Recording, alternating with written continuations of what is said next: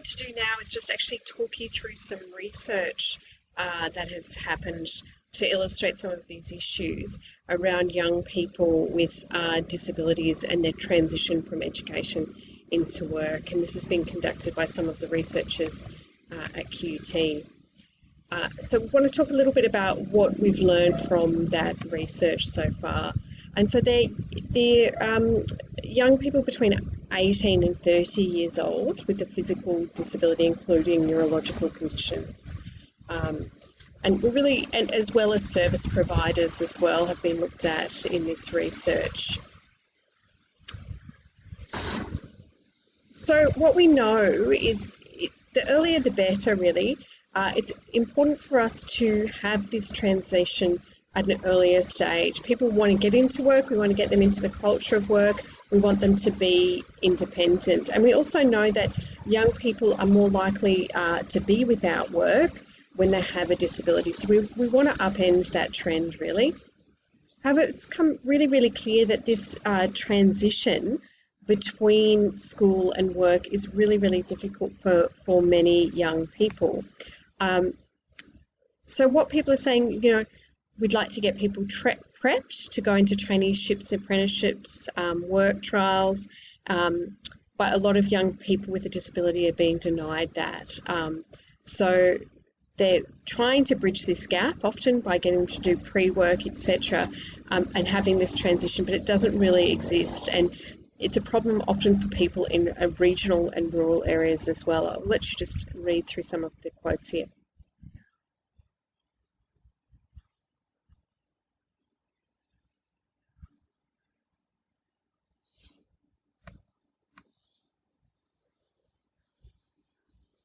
So there's a lot of restrictions and eligibility around the disability support and people's support getting into work.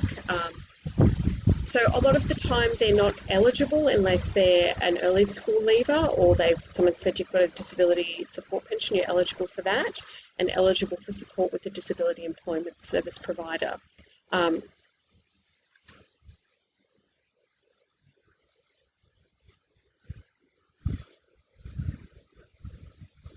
So we're getting people coming on board at an older age, not in year 10 and 11. So you can see there's not that time for people to get prepared to do that transition. We have to wait till they're 18 and they're eligible for one of these areas. If we want to summarise some of these barriers that young people might have with a disability in getting employment, it can be around their confidence. They might not have high expectations of themselves. They may perceive that there's going to be workplace discrimination, so they might not even know that that's going to be happening, but that there's a perception, and who would want to put themselves in that sort of situation? Just access to things like work experience, traineeships, apprenticeships, all of this is restricted to you if you have a disability. And there's a limited interface between disability employment services and schools, universities, TAFEs, that sort of thing.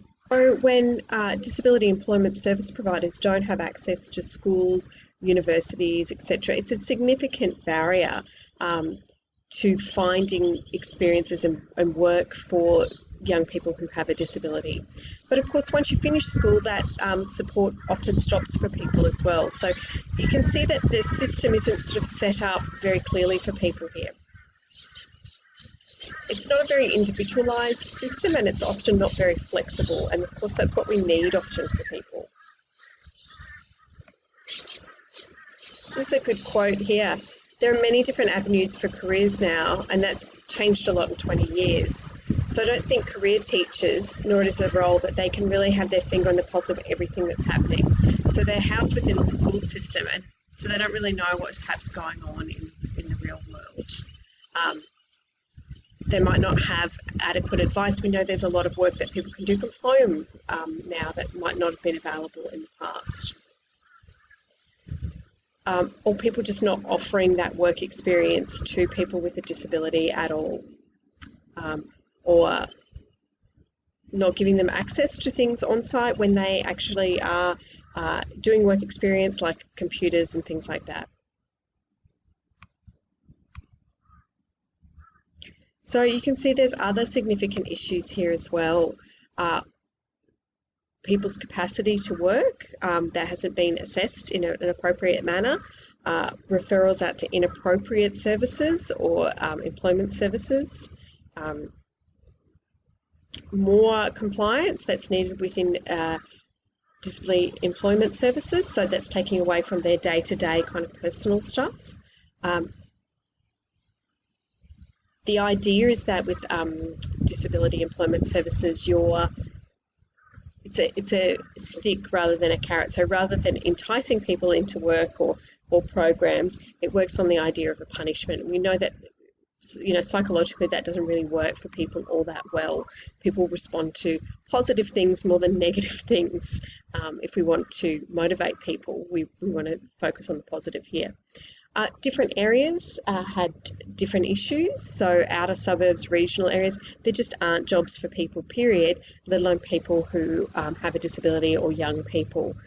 Things like housing and transport can also impact on young people's ability to find work.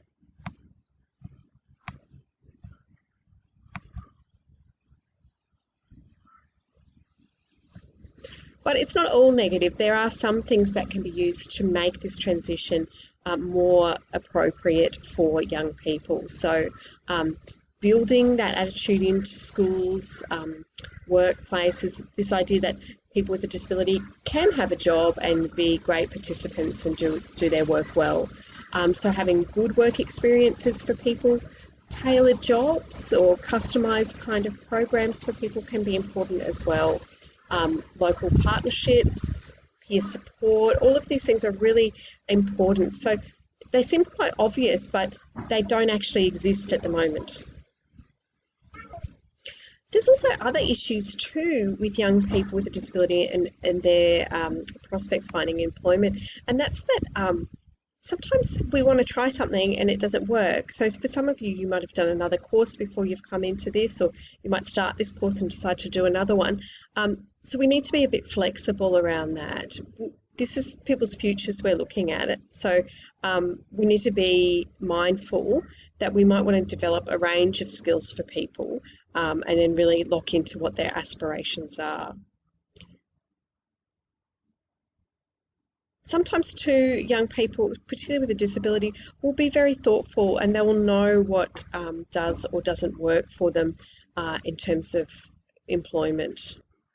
We can also look at other more flexible options for people as well. So looking at other ideas of what it is to be employed, and that might be self-employed or things like social enterprises as well.